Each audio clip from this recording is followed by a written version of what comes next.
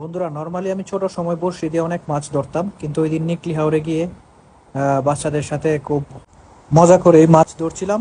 দেখুন, হঠাৎ করে আমার ছিপে একটি মাছ লেগে গেল, পুঁটি মাছ। মাছের সাইজটা যদিও এত বড় না, কিন্তু অনেক দিন পর ছিপ হাতে নিয়ে মাছ ধরার অন্যরকম একটা ফিলিংস ছিল। বাচ্চারা দেখুন অনেকগুলো মাছ মেরেছে অলরেডি। সবাই মিলে গ্রুপ হয়ে মাছ মারছিল।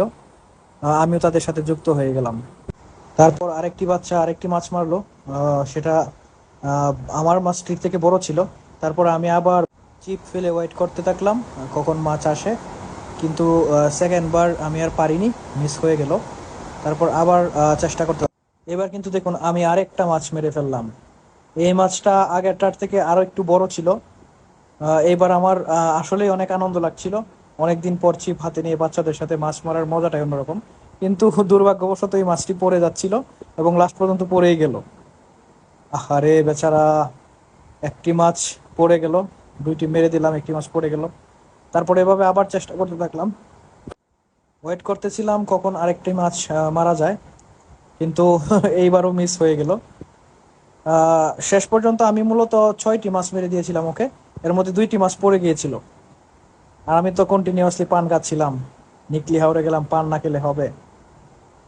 তারপর আমি ওয়েট করতে থাকলাম আর একটা মাছ কখন তুলবো, আর একটা মাছ কখন তুলবো। এর মধ্যে আবার একটা মাছ তোলা হয়েছিল, তখন আবার আমার ক্যামেরাম্যান ভিডিও পজ করে রাখছিল, সো ওইটা মিস হয়ে গেছিল। আমরা ওয়েট করতে থাকলাম, বেশ কিছুক্ষণ ওয়েট করলাম। তারপর আরেকটি মাছ মেরে ফেললাম। এভাবে আমরা মূলত 6টি মাছ মারলাম, এবং প্রত্যেকটা মাছ মারার মধ্যে একটা অন্যরকম ফিলিংস কাজ করছিল। বাচ্চাদের সাথে বসে মাছ মারার মজাই অন্যরকম। চতুর্দিকে অনেক মানুষ তাকিয়েছিল যে আমরা কিভাবে মাছ মারি। অনেকেই ভাবছিল আমরা হয়তো সাংবাদিক বা বড় কোনো চ্যানেল থেকে আসছি, এরকম ভাবছিল সবাই।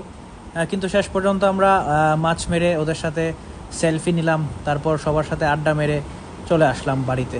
এই ছিল আমাদের নিকলি হাওরে মাছ মারার সুন্দর মুহূর্তটি। ধন্যবাদ ভিডিওটি দেখার জন্য। এদিকে সবাই কিন্তু মাছ মারতেছিল, আমরা চলে আসছিলাম। ওকে বন্ধুরা, দেখা হবে নেক্সট ভিডিওতে। ততক্ষণ সবাই ভালো থাকুন, সুস্থ থাকুন।